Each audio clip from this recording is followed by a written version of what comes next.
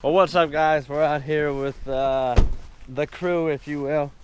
We're gonna do some more PMCS, get ready for deer season. We're a little behind the curve, but PMCS, they don't know what that means.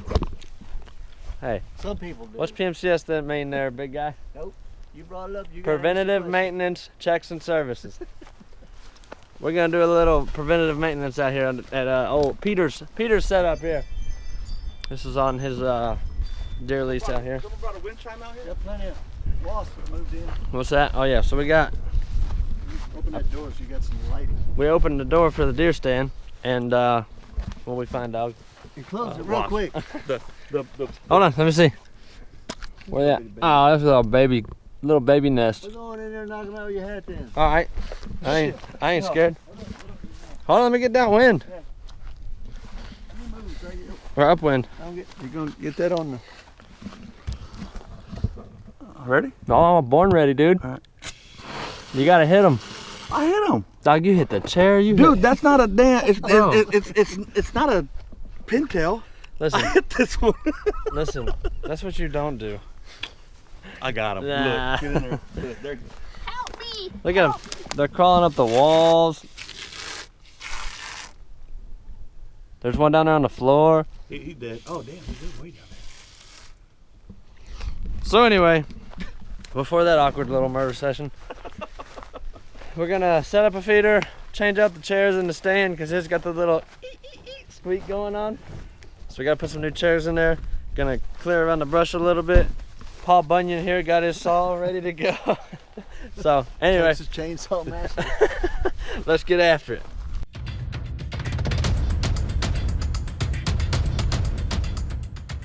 So when you're trimming trees and stuff here in Old Tejas, it's strongly recommended currently to not trim oak trees specifically until the dead of winter. The reason is oak wilt's really bad out here in Texas, and so if you cut an oak tree, you really increase the risks for it to get oak wilt. So you wait till it's freezing outside, literally freezing, and then you can trim the trees and stuff. But anyway, let's get to work.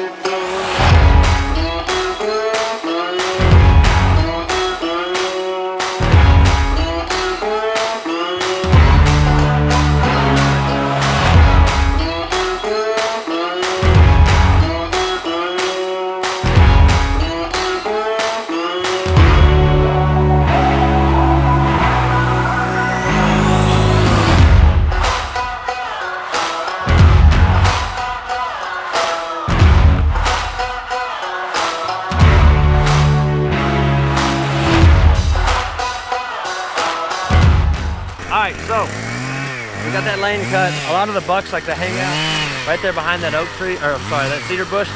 The bigger bucks that are at this stand, they'll hang out behind the cedar bush back there. So we're just kind of cleaning that lane up so that we have a better, clearer shot. It looks like a really low lane, but the land is kind of sloped like this.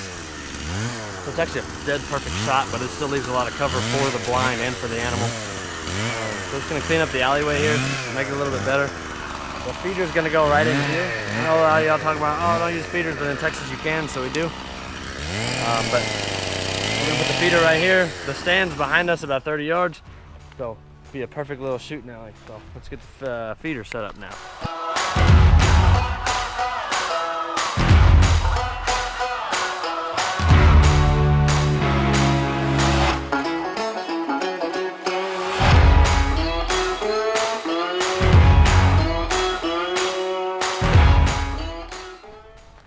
Boom.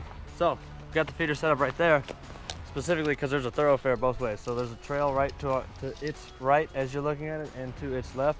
And then you want to leave that lane open to shoot through. So you have 3 avenues of approach here that you can shoot that are shootable, if you will. So the feeder goes right there so that we're not throwing corn too far left, too far right, too far back. It's kind of like a happy medium right there where it's at. So that's where that's gonna live. We're gonna work on cleaning up some of this brush now. And then we're gonna throw some corn in the old feeder there. So Let me walk you back and show you what the lane looks like that I'm talking about, so it's better to understand. So let's head over there and do that. So you can see from, this is the feeder, I mean the feeder's right here. So from the feeder to the stand there, it's about a 30, 35 yard shot. It's really good for if you're using a bow or a rifle, doesn't matter. Peter has a younger son and a daughter that like to hunt with him. So we gotta, you know, make it to where they can also enjoy the outdoors as well and get it done here. But let's walk up here. What I'll do, I'll walk up here to this path, and so what'll happen is there's, like I said, there's 3 paths, but this back one, I mean, deer are wild animals, they're smart, they're not gonna put themselves at risk as much as they can. So this is one path here that they come in, and then this is one path here straight behind it.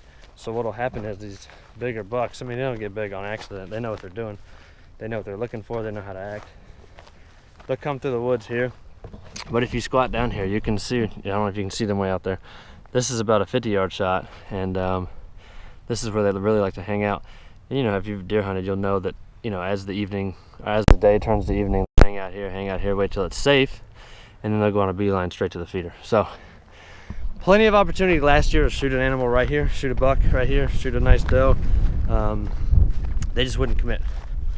They wouldn't come in because they had the cover back there. And by the time they did come in, it was too dark. So we're hoping that eliminating some of this brush, opening up these alleyways, these shooting lanes, will really help make it a more prosperous season for old Peter. Hopefully him and Braden can get on some nice animals and get it done out here. But let's walk over here to the stand now. So what we'll do now is we'll stand at the stand and look back up at that alleyway, so you can kind of get a grasp both directions on what we're looking at. Also, big believers in brushing in your blinds. If you can, make it look as natural as possible. As you saw in my stand last video, I think it was last video, mine's in a cedar bush. I mean, we trimmed it a couple years ago.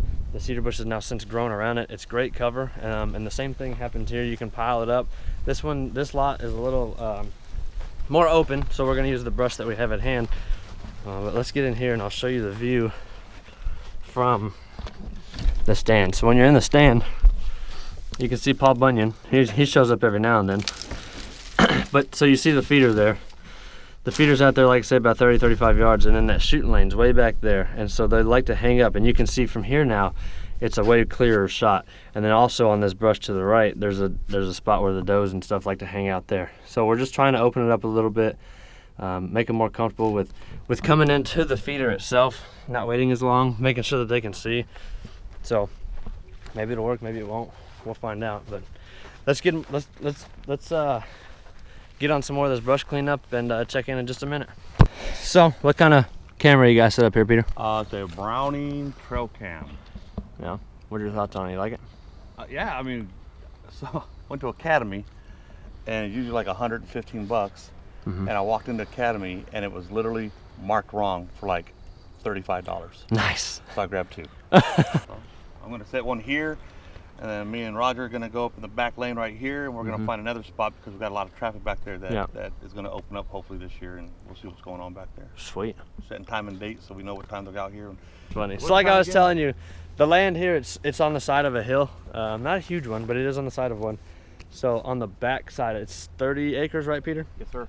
So it's 30 acres. We're on the bottom corner of it now. Up behind me, the land literally gradually goes uphill here. I can show you better out in the alleyway, but it goes uphill here. So at the top of the hill, makes sense, high ground, there's another very used thoroughfare that the deer are using. So we're gonna, this year, I think Peter's gonna want to set a camera out there, maybe some feed every now and then. He's been using the J2 a lot this year, so we'll see how that goes. But gonna set a feeder or a camera up there, just a camera for now, see how that goes. But this spot has always produced for them. So like I said, hopefully Peter and Braden can get on some nice deer here this year. So let's wish them luck, and we'll keep setting up here.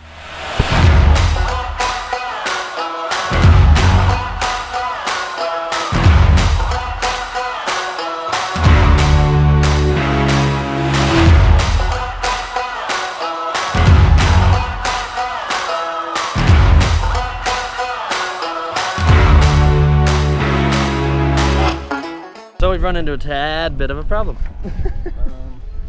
Like I said, we're switching the chairs out, and the ones we have are very well built.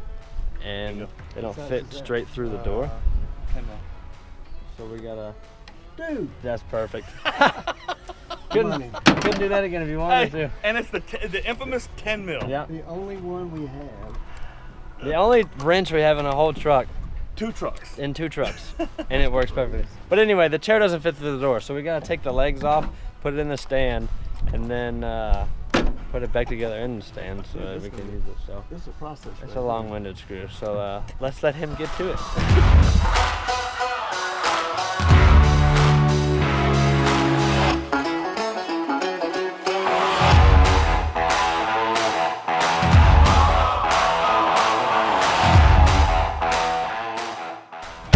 I'm not saying beat it, I'm saying influence it. What was that thing telling me? That's some good glue. Where you get that at? Here, let me see that screwdriver.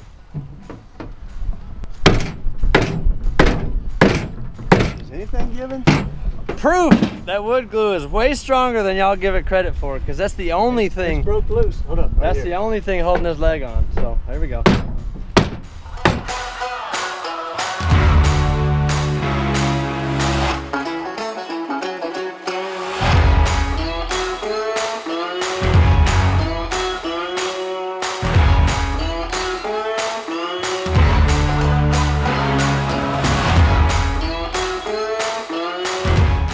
Okay, so now we got the legs on there. I got my dad the camera dude because he can't carry nothing. We're gonna see if we can't slide it through this deal.